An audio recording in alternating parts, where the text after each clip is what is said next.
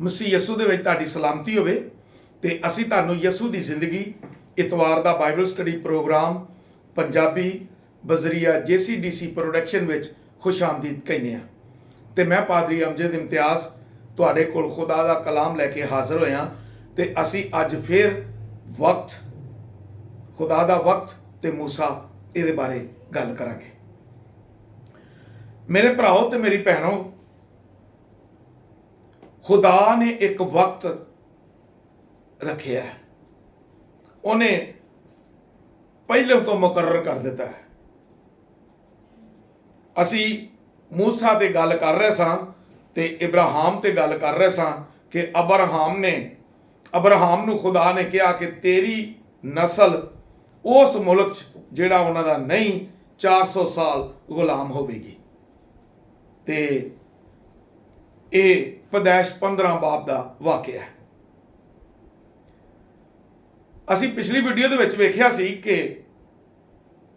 ਗੁਲਾਮੀ ਆ ਗਈ, ਖੁਦਾ ਦਾ ਰੋਣਾ, ਖੁਦਾ ਅੱਗੇ ਰੋਣਾ, ਖੁਦਾ ਨੇ ਰੋਣਾ ਸੁਣਿਆ, ਆਹਾਂ ਸੁਣੀਆਂ, ਦੁੱਖ ਵੇਖੇ। ਖੁਦਾ ਇੰਤਜ਼ਾਰ ਕਰ ਰਿਹਾ ਹੈ ਕਿ 400 ਸਾਲ ਕਦੋਂ ਪੂਰੇ ਹੋਣ ਤੇ ਮੈਂ ਆਪਣੀ ਕੌਮ ਨੂੰ ਇੱਥੋਂ ਕੱਢਾਂ। 400 ਸਾਲ ਬੜਾ ਅਰਸਾ ਹੈ। 400 ਸਾਲ ਗੁਲਾਮੀ ਬੜੀ ਗੁਲਾਮੀ ਹੈ। ਇਸ ਲਈ ਕਿ ਇਹ ਦੁੱਖ ਬੜੇ ਦੁੱਖ ਨੇ। ਤੇ ਮੁਲਕੇ ਮਿਸਰ ਦੇ ਲੋਕਾਂ ਨੇ, ਫਿਰਾਉਨ ਨੇ ਬਨੀ ਇਸਰਾਇਲ ਤੇ ਬੜੇ ਜ਼ੁਲਮ ਕੀਤੇ ਨੇ। ਤੇ ਮੈਂ ਗੱਲ ਕਰ ਰਿਹਾ ਸਾਂ ਕਿ ਅਸੀਂ ਵੇਖਿਆ ਕਿ ਜਿਵੇਂ ਯੂਸਫ ਨੇ 80 ਸਾਲ ਮੁਲਕ ਤੇ ਹੁਕਮਰਾਨੀ ਕੀਤੀ ਹੈ, ਮੁਲਕੇ ਮਿਸਰ ਦੇ ਦੂਸਰੇ ਦਰਜੇ ਦਾ ਹਾਕਮ ਰਿਹਾ ਹੈ। ਯਾਕੂਬ ਤੇ ਉਹਦੀ ਔਲਾਦ ਆਈ, ਆਉਂਦਿਆਂ ਅੱਛਾ ਉਹਨਾਂ ਨੂੰ ਵਕਤ ਮਿਲਿਆ ਹੈ ਖੁਸ਼ੀਆਂ ਦਾ, ਬੜਾ ਅੱਗੋਂ ਉਹਨਾਂ ਦਾ ਇਸਤਕਬਾਲ ਚੰਗਾ ਹੋਇਆ। ਇੱਕ ਸਪੈਸ਼ਲ ਜਗ੍ਹਾ ਦੇ ਦਿੱਤੀ ਗਈ ਹੈ, ਜਸ਼ਨ ਦਾ ਇਲਾਕਾ, ਉੱਥੇ ਰਹਿੰਦੇ ਨੇ। ਮਾਲੋ ਜਾਨਵਰ ਦੇ ਨਾਲ ਬੜਾ ਉਹਨਾਂ ਕੋਲ ਜਗ੍ਹਾ ਹੈ ਕਿ ਪੂਰਾ ਸ਼ਹਿਰ ਰਿਆਸਤ ਦੀ ਸ਼ਕਲ 'ਚ। ਲੇਕਿਨ 80 ਸਾਲ ਦੇ ਬਾਅਦ ਉਹਨਾਂ ਤੇ ਗੁਲਾਮੀ ਦਾ ਵਕਤ ਆਉਂਦਾ ਹੈ। ਇਸੇ ਤਰ੍ਹਾਂ ਹੀ ਜਦੋਂ ਵਕਤ ਪੂਰਾ ਹੋਣ ਲੱਗਦਾ ਹੈ, ਕਿ ਅਸੀਂ ਖੁਦਾ ਦੇ ਵਕਤ ਦੀ ਗੱਲ ਕਰ ਰਹੇ ਹਾਂ, ਵਕਤ ਪੂਰਾ ਹੋਣ ਲੱਗਦਾ ਤੇ ਖੁਦਾ ਨੇ ਜਿਹੜਾ ਇੰਤਜ਼ਾਰ ਕਰ ਰਿਹਾ ਸੀ ਪਹਿਲੋਂ ਤੋਂ ਤਿਆਰੀ ਕੀਤੀ। ਤੇ ਮੂਸਾ ਪੈਦਾ ਹੋਇਆ ਤੇ ਮੂਸਾ 40 ਸਾਲ ਫਿਰਾਉਨ ਦੇ ਘਰ ਰਿਹਾ ਤੇ ਪਲਿਆ ਤੇ ਜਵਾਨ ਹੋਇਆ ਤੇ ਚੰਗੀ ਉਹਨੇ ਤਾਲੀਮ ਹਾਸਲ ਕੀਤੀ। ਇਸ ਤਰ੍ਹਾਂ ਦੀ ਤਾਲੀਮ ਹਾਸਲ ਕੀਤੀ ਕਿ ਮੁਲਕੇ ਮਿਸਰ ਦੇ ਹਰ ਇਲਮ ਨੂੰ ਉਹਨੇ ਹਾਸਲ ਕੀਤਾ ਤੇ ਪੜ੍ਹਿਆ ਲਿਖਿਆ।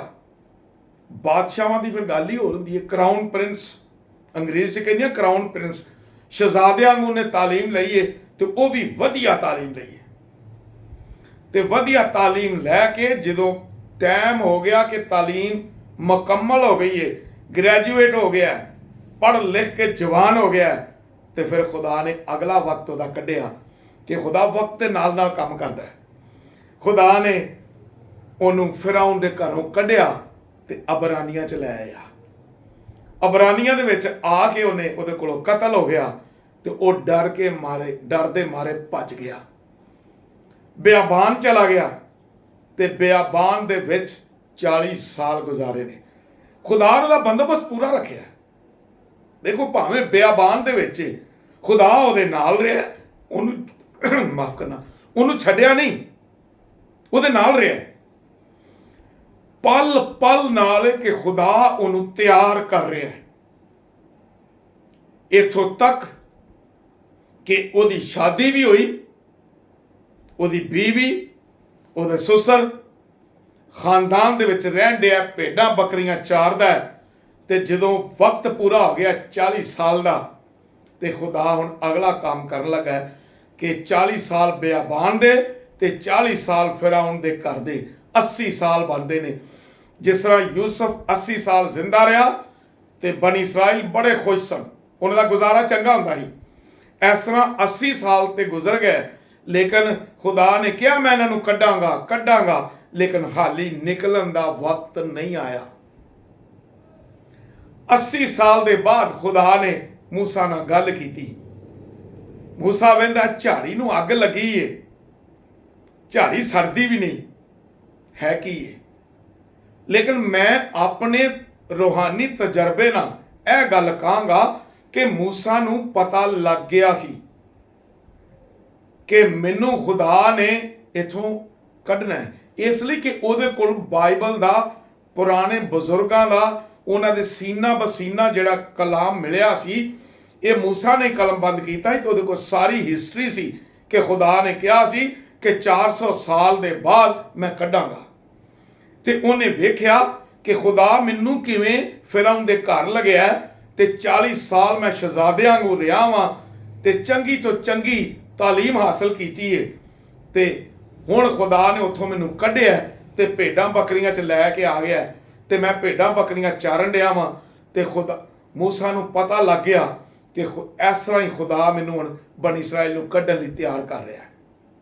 ਉਹਦੇ ਦਿਮਾਗ ਦੇ ਵਿੱਚ ਫੀਡ ਸੀ, ਲੇਕਿਨ ਹਿਸਟਰੀ ਦਾ ਪਤਾ ਸੀ, ਲੇਕਿਨ ਉਹਨੂੰ ਇਹ ਨਹੀਂ ਸੀ ਪਤਾ ਕਿ ਖੁਦਾ ਮੈਨੂੰ ਇੰਜ ਮਿਲੇਗਾ। ਜਿਵੇਂ ਉਹ ਝਾੜੀ ਵੱਲ ਵਧਿਆ ਤੇ ਅੱਗੋਂ ਆਵਾਜ਼ ਆਈ, ਮੂਸਾ ਇੱਥੇ ਹੀ ਰੁਕ,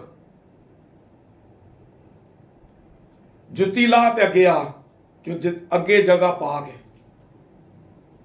ਉਹਨੇ ਡਰਿਆ ਨਹੀਂ, ਦਲੇਰ ਬੰਦਾ ਸੀ। ਉਹ ਬਾਦਸ਼ਾਹ ਦੇ ਘਰ, ਫਿਰੌਨ ਦੇ ਘਰ ਰਹਿ ਕੇ ਪਲਣ ਵਾਲਾ, ਉਹ ਡਰਪੋਕ ਕਿੱਥੋਂ ਹੋ ਸਕਦਾ ਸੀ? ਉਹ ਖੁਦਾ ਨੇ ਉਹਨੂੰ ਪਹਿਲੋਂ ਤੋਂ ਹੀ ਦਲੇਰ ਕਰ ਛੜਿਆ ਸੀ। ਆਂਦਾ ਅੱਛਾ, ਜੁੱਤੀ ਲਾਈ ਤੇ ਅੱਗੇ ਖੁਦਾ ਉਹਦੇ ਨਾਲ ਗੱਲ ਕਰ ਰਿਹਾ ਤੇ ਉਹਨੂੰ ਆਂਦਾ ਕਿ ਮੈਂ ਆਪਣੇ ਲੋਕਾਂ ਦਾ ਦੁੱਖ ਵੇਖਿਆ, ਉਹਨਾਂ ਦੇ ਜ਼ੁਲਮ ਵੇਖਿਆ, ਤੇ ਤੂੰ ਇੰਜ ਕਰ, ਮੇਰੀ ਕੌਮ ਬਨੀ ਇਸਰਾਈਲ ਨੂੰ ਮੁਲਕੇ ਮਿਸਰ ਚੋਂ ਕੱਢ ਕੇ ਲੈ ਕੇ ਚੱਲ, ਜਿੱਥੇ ਮੈਂ ਤੈਨੂੰ ਦੱਸਾਂਗਾ ਉੱਥੇ ਲੈ ਕੇ ਚੱਲ। ਹੁਣ ਮੂਸਾ ਡਰਿਆ, ਆਂਦਾ ਮੈਂ ਤੇ ਤੋਤਲਾ ਵਾਂ, ਮੇਰੀ ਤਾਂ ਆਵਾਜ਼ ਹੀ ਨਹੀਂ ਸਹੀ ਹੁੰਦੀ। ਹੁਣ ਤੋਤਲਾ ਕਿਵੇਂ ਹੋਇਆ ਮੈਂ ਇਹ ਦੱਸ ਲਾਂ, ਫਿਰ ਅੱਗੇ ਚੱਲਦੇ ਹਾਂ। ਤਾਰੀਖ ਦੱਸਦੀ ਹੈ ਬਨੀ ਇਸਰਾਈਲ ਦੀ, ਯਹੂਦੀਆਂ ਦੀ ਤਾਰੀਖ ਦੱਸਦੀ ਹੈ ਕਿ ਮੂਸਾ ਫਿਰੌਨ ਦੀ ਝੋਲੀ 'ਚ ਕੁੱਛੜ ਚੜਿਆ ਹੈ, ਤੇ ਕੁੱਛੜ ਚੜਿਆ ਫਿਰੌਨ ਦੀ ਦਾੜੀ ਨੂੰ ਫੜਿਆ ਉਹਨੇ, ਤੇ ਉਹਦੇ ਉਮਰਾ ਕਹਿੰਦੇ ਨੇ ਇਹ ਬੱਚਾ, ਤੇ ਇਹ ਫਿਰੌਨ ਦੀ ਦਾੜੀ ਫੜਨ ਡਿਆ।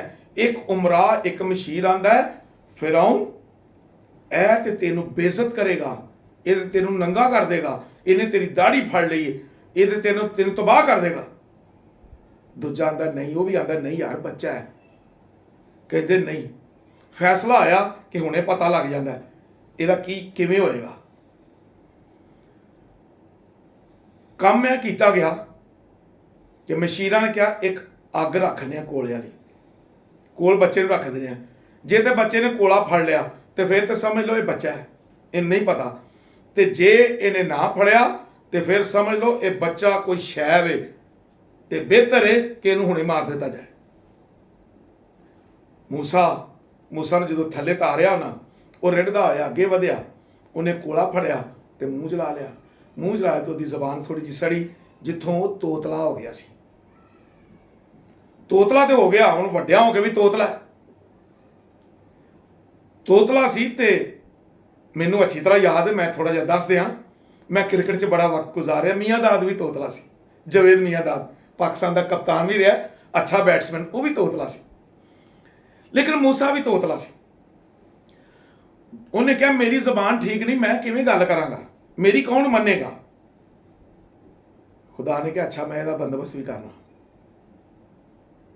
ਤੂੰ ਇੰਜ ਕਰ, ਜਾ ਤੇਰਾ ਭਰਾ ਤੇਰਾ ਮਦਦਗਾਰ ਹੋਏਗਾ। ਹੁਣ 80 ਸਾਲ ਪੂਰੇ ਹੋ ਗਏ ਨੇ ਤੇ ਹੁਣ ਬਣੀ ਇਸਰਾਇਲ ਨੂੰ ਕੱਢਣ ਦਾ ਵਕਤ ਆ ਗਿਆ। ਜਿਵੇਂ 80 ਸਾਲ ਪੂਰੇ ਹੋ ਗਏ ਤੇ ਮਿਸਰ ਦੇ ਵਿੱਚ ਇਸਰਾਇਲ ਦੀ ਗੁਲਾਮੀ ਸ਼ੁਰੂ ਹੋਣ ਲੱਗੀ ਹੈ ਤੇ ਹੁਣ 80 ਸਾਲ ਪੂਰੇ ਹੋਏ ਨੇ ਤੇ ਮੁਲਕੇ ਮਿਸਰ ਚੋਂ ਕੱਢਣ ਲੱਗੇ ਨੇ ਤੇ ਸਾਡਾ ਟਾਈਮ ਪੂਰਾ ਹੋ ਗਿਆ, ਸਾਡਾ ਵਕਤ ਪੂਰਾ ਹੋ ਗਿਆ ਅੱਜ ਦੀ ਵੀਡੀਓ ਦਾ।